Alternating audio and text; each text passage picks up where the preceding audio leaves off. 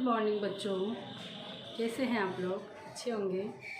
चलो, कल हिंदी के उपसर्ग का टॉपिक जो था वो ख़त्म हो गया था। आज एक नया टॉपिक पढ़ेंगे जो है प्रत्यय। मैंने उपसर्ग पढ़ाया जब भी आपसे बात की थी, जब भी कहा था उपसर्ग शब्द के आगे लगते हैं ऐसे उसे उपसर्ग ऐसे आगे, यानी स्वर आ रहा है ए का साउंड मान लो, आप अपने दिमाग से मानो इसको, स्वर तो आ ही रहा है ना। तो देखें ऐसे आगे उसे उपसर्ग, इसी की लाइन में आ रहा है तो यह आगे लगेगा, पैसे पीछे, पैसे प्रत्यय, तो यह क्या, यह शब्दों के पीछे लगेंगे। आइए जानते हैं इसका अर्थ। पहले विच्छेद करके देखेंगे। प्रत्यय धन आय। प्रत्यय का अर्थ होता है साथ में, प्रत्यय का अर्थ होता है साथ में, और अय का अर्थ होता है चलने वाला,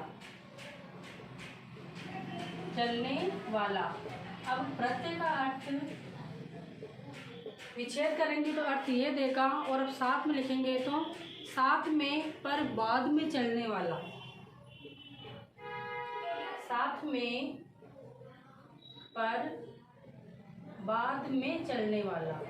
साथ में तो चलेगा पर बाद में चलेगा, तो बाद में चलने वाला।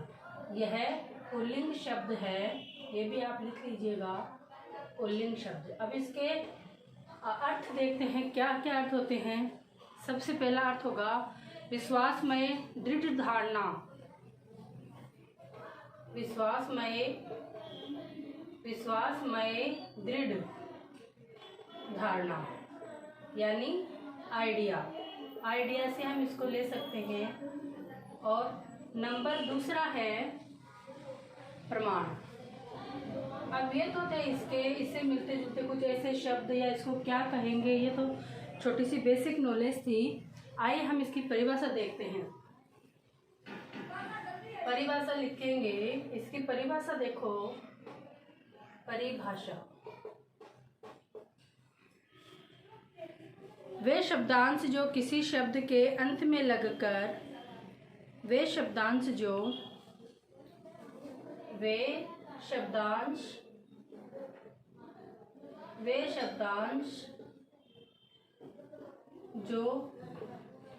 किसी शब्द के पीछे लगकर, किसी शब्द के पीछे लगकर शब्द के अर्थ में परिवर्तन कर देते हैं, शब्द के अर्थ में परिवर्तन कर देते हैं, शब्द के अर्थ में परिवर्तन कर देते हैं, या नया अर्थ बनाते हैं, नया अर्थ बनाते हैं, अर्थात नया अर्थ बनाते हैं,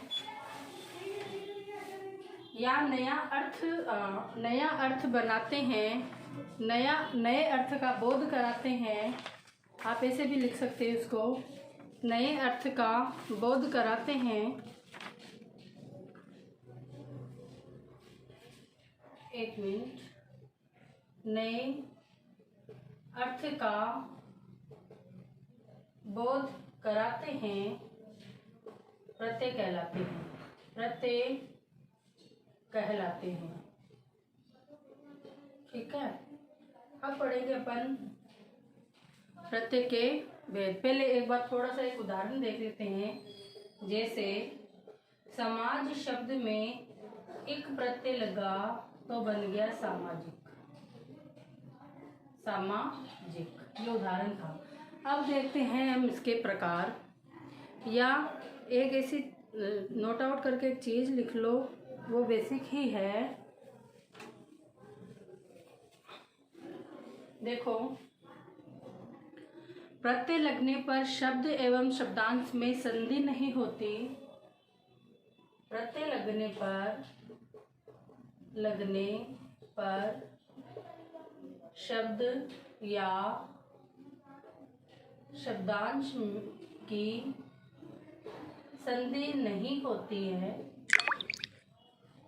संधि नहीं होती, संधि नहीं होती, बल्कि शब्द के अंतिम वर्ण में, बल्कि शब्द के अंतिम वर्ण में,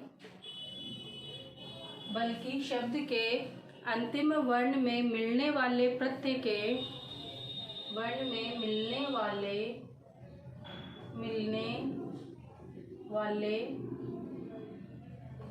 प्रत्यय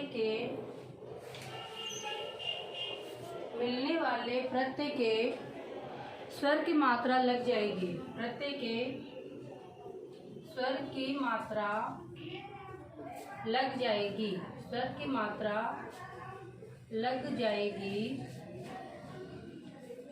व्यंजन होने पर वह यथावत रहता है, व्यंजन होने पर वह यथावत रहता है, यथावत रहता है।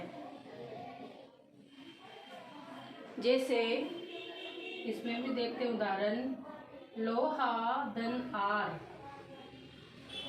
तो शब्द बन गया लुहार।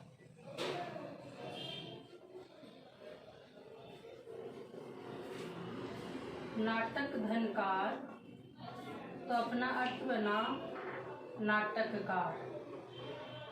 ये थी एक छोटी सी बेसिक नॉलेज। और अब हम जानेंगे इसके प्रकारों के बारे में।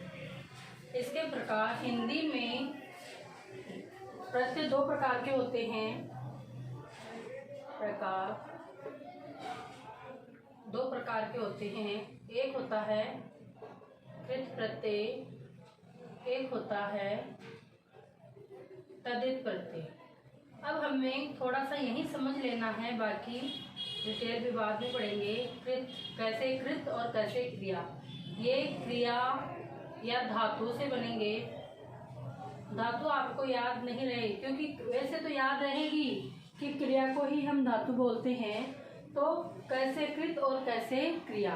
अब बच्चे क्या, बच्चे शब्द है जैसे संज्ञा है, सर्वनाम है और विशेषण। अब इन शब्दों से मिलकर जो प्रत्यय लगेंगे, जो शब्द बनेंगे या जो कुछ भी होगा वह तद्धित प्रत्यय होंगे, और बाकी जो क्रियाओं से बनने वाले प्रत्यय कृत प्रत्यय कहलाएंगे। अब यहीं पर इनके प्रकार देख लेते हैं। नंबर 1 कृत्रिवाचक, कर्मवाचक, भाववाचक। 3 तो ये हो गए, ये तो आसानी से याद होने वाले हैं। फिर है एक ये करणवाचक, और नंबर 5 है क्रियाबोधक, क्रियाबोधक कृत प्रत्यय। हमें ये पूरे लिख लेने हैं। कृत्रिवाचक कृत प्रत्यय पूरा हमें लिख लेना है। अब ऐसे ही इसके प्रकार देखेंगे। नंबर 1 ये हटा दे रही हूँ। नंबर 1